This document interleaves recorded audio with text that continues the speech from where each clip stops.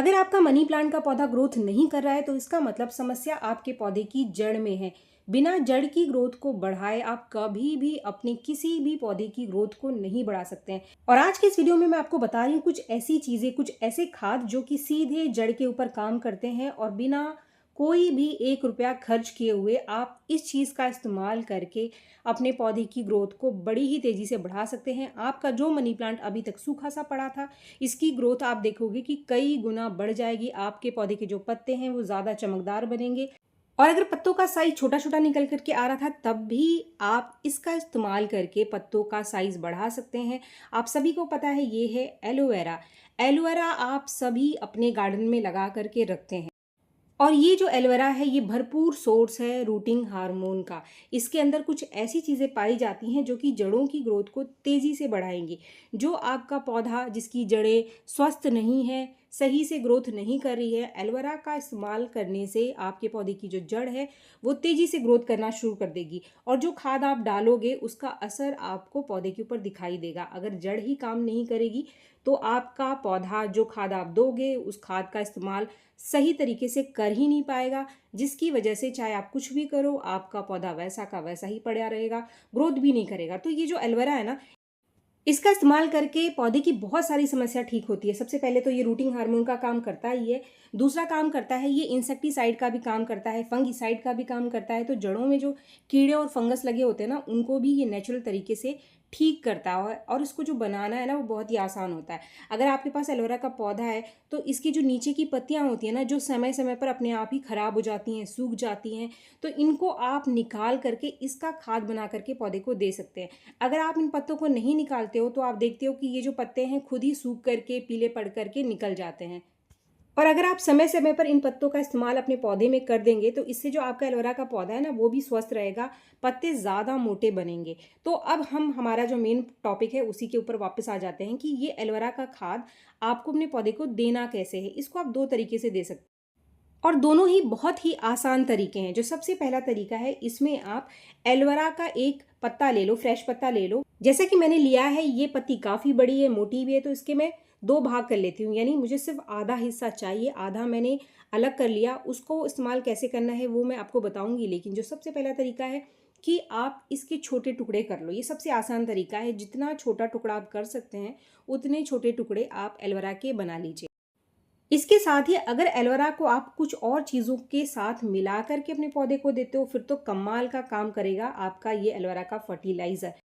Friends, अगर आपको doubt है कि इसको देने से आपके पौधे की मिट्टी में फंगस या फिर कीड़े लग जाएंगे, तो ऐसा बिल्कुल भी नहीं है। कभी भी एलोवेरा का इस्तेमाल करने से आपके पौधे की मिट्टी में कीड़े और फंगस नहीं लगेंगे, बल्कि ये उल्टा आपके पौधे की मिट्टी में लगे हुए कीड़े और फंगस को ख़त्म करता है। अब देने से पहले हम हमारे पौधे की मिट्टी की थोड़ी सी गुड़ाई कर लेंगे। मिट्टी हल्की सी सूखी होनी चाहिए क्योंकि आजकल बारिश का समय है, तो मिट्टी मॉइश हो तो चलेगी, लेकिन मिट्टी अगर बहुत ज़्यादा गीली है तो उसमें आप इस खाद का इस्तेमाल ना करें। थोड़ा सा वेट करो आपकी मिट्टी मॉइश हो जाए, फिर आप इस खाद को दो। अगर आप एलोवेरा के साथ कुछ और चीज़ों को मिलाकर अपने पौधे को ये खाद दोगे तो इससे आपके पौधे के जो पत्ते हैं वो ज़्यादा बड़े और चमकदार बनेंगे। अगर आप ऐसी खाद का इस्तेमाल करते हैं जिसमें अच्छी मात्रा नाइट्रोजन की हो, फिर ये जो खाद है ना वो बहुत ही बढ़िया रिजल्ट दिखाएगा आपके पौधे के ऊपर। तो यहाँ पर मैंने ले लिया है ये 4-5 मुट्ठी गोबर की अच्छे से सूखी हुई खाद। गोबर की खाद हो तो आप गोबर की खाद दे सकते हैं या फिर आप वर्मी कंपोस्ट भी दे सकते हैं जो आप पॉटिंग मिक्स में मिलाते हो। वर्मी कंपोस्ट तो बहुत ही आसानी से आपको किसी भी नर्सरी से मिल जाएगा। अगर आपके पास ये ना तो वर्मी कंपोस्ट है और ना ही गोबर की खाद है और आपके पास एलोवेरा है, तो इसकी जगह आप यूज्ड टी का इस्तेमाल करके अपने पौधे की ग्रोथ को बढ़ा सकते हैं। अगर आपके पास कोई भी खाद ना हो तो जो यूज टी है, यानी कि जो चाय की पत्ती होती है, सूखी चाय की पत्ती जो चाय की छन्नी में बच जाती है, मात्र उसका इस्तेमाल करके आप अपने पौधे के जो पत्ते हैं इसमें नाइट्रोजन की मात्रा को बढ़ा सकते हैं। तो फ्रेंड्स, ये तो था पहला तरीका एलोवेरा का इस्तेमाल करने का। लेकिन एलोवेरा का इस्तेमाल करने का एक दूसरा भी बहुत ही आसान तरीका है और इसका इस्तेमाल आप उस कंडीशन में करें जब आपने नया नया पौधा लगाया है, आपने कटिंग लगाई है या फिर छोटा सा पौधा है आपका, या फिर आपने हाल फिलहाल में नए पौधे को लगाकर उसकी रिपोर्टिंग करी है। इसकी ग्रोथ को तेज़ी से बढ़ाने के लिए इस खाद का इस्तेमाल अगर आप करोगे ना तो ये बहुत ही बढ़िया काम करेगा।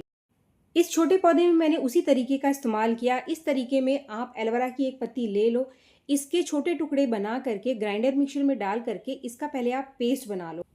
इस पेस्ट को पानी में घोल करके आपको एक लिक्विड फर्टिलाइज़र तैयार कर लेना है।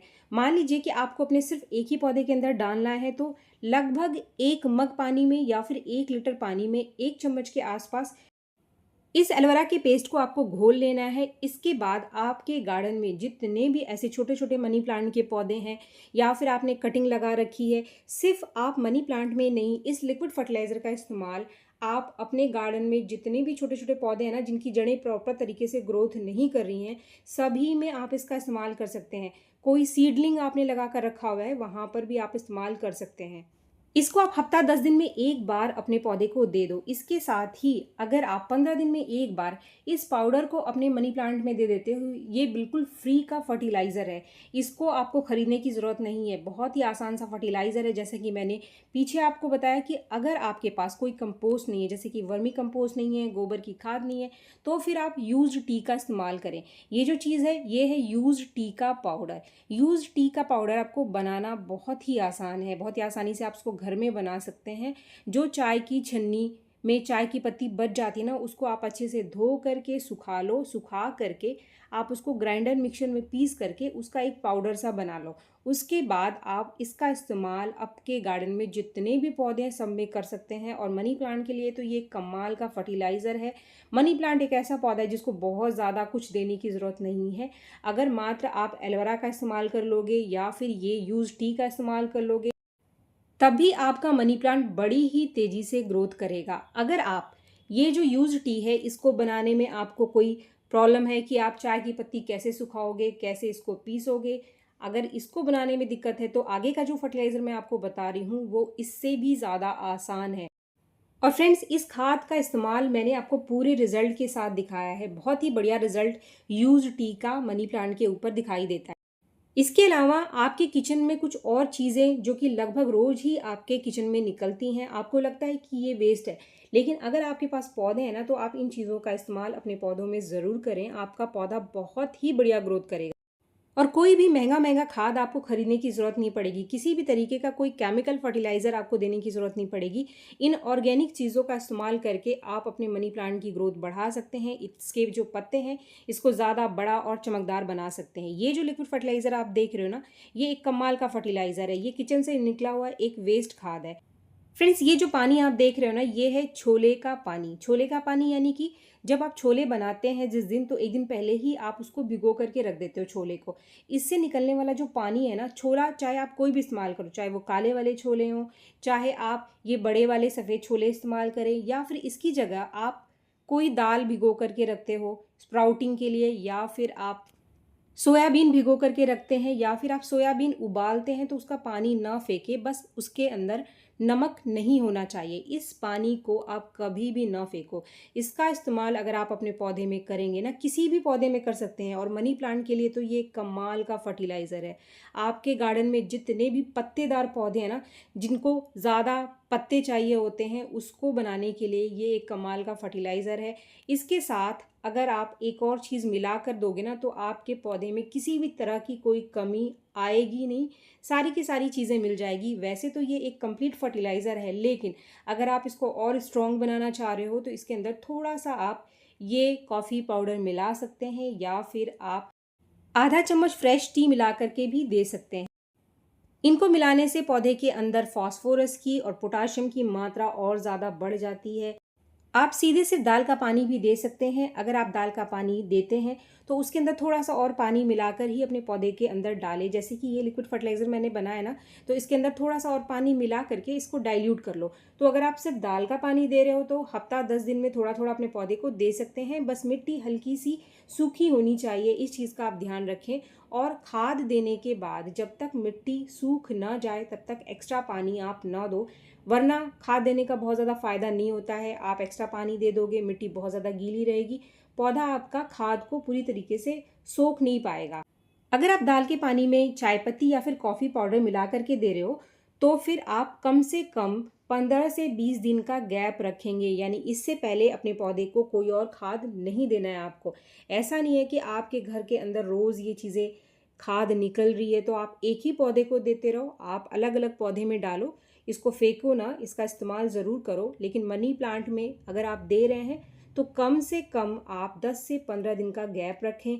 फर्टिलाइज़र आपने ज़्यादा स्ट्रॉन्ग बनाया है तो कम से कम 15-20 दिन का गैप रखें। अगर आप सिर्फ डाइल्यूट करके एक ही खाद को दे रहे हो तो आप हफ्ता 10 दिन में एक बार दे सकते हो, लेकिन थोड़ा कम देना है आपको, बहुत ज़्यादा बार बार नहीं देना है। ये जो पॉइंट्स मैं आपको बता रही हूँ ये बहुत इंपॉर्टेंट है। गलती करने पर पौधे को फ़ायदा पहुँचने की बजाय पौधा ख़राब भी हो सकता है। उम्मीद है वीडियो आपको पसंद आया होगा। वीडियो अगर आपको पसंद आया तो एक लाइक ज़रूर करें, और मेरे चैनल को आपने अभी तक सब्सक्राइब नहीं किया है तो मेरे चैनल को सब्सक्राइब करना भी ना भूलें। मिलते हैं मेरे नेक्स्ट वीडियो में, तब तक के लिए थैंक यू।